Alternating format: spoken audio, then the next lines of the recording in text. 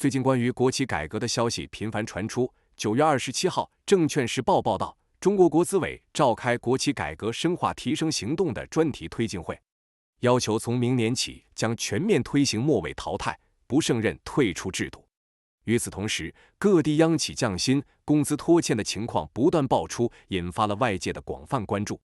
那么，究竟是什么原因导致国企内部刮起了这一轮改革风暴？又意味着什么？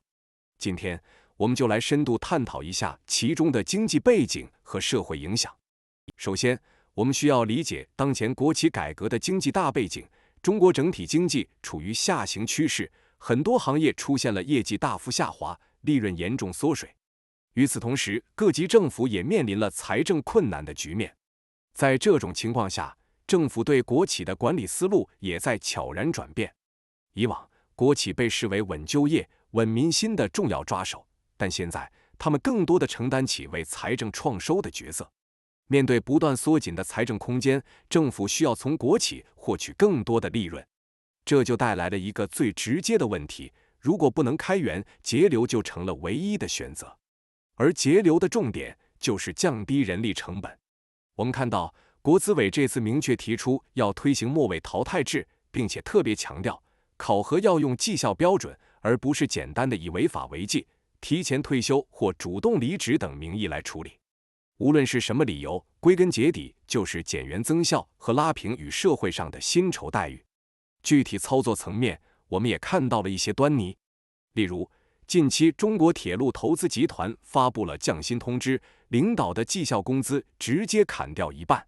有些经营不善的国企甚至连工资都发不出来。中国中建二局的子公司工资已经拖欠了4个月，昆明地铁公司也传出了拖欠员工工资的消息。昔日的铁饭碗如今变成了烫手山芋，这说明国企内部的日子并不好过。在经济下滑的背景下，只有早晚，没有幸免。这些年，政府频频出台限制措施，对各类金融行业高薪人员实施了追回薪酬的政策，目标其实很明确，就是要让国企员工不再显得那么优越。为什么？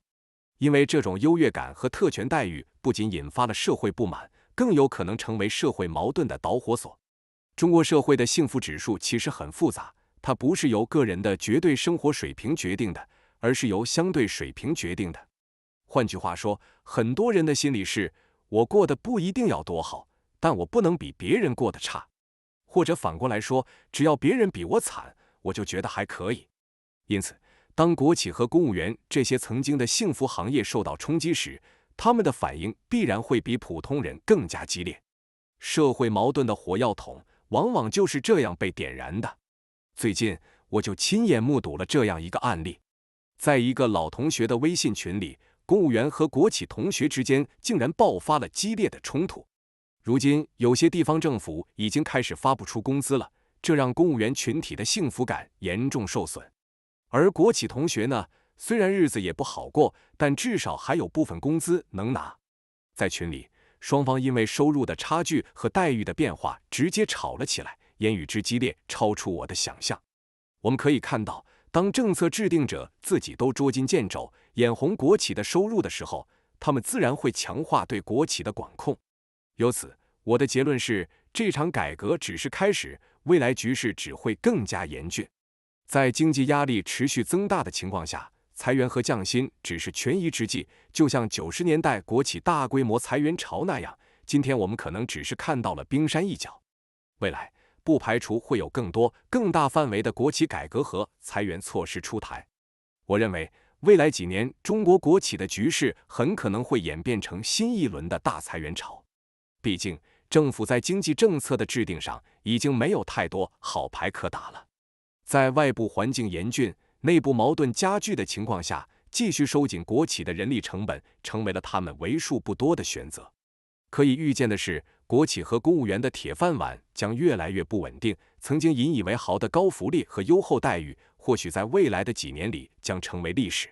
无论是身处体制内还是体制外的人，都要对未来充满危机感。不要再幻想稳稳的幸福，因为大环境变了，没有人能置身事外。最后，感谢各位朋友收看本期节目。如果你觉得我的分析对你有所帮助，请记得点个赞，留下你的评论，并订阅我们的频道。也欢迎大家加入我们的会员，支持我们做更深入的内容。咱们下期节目再见。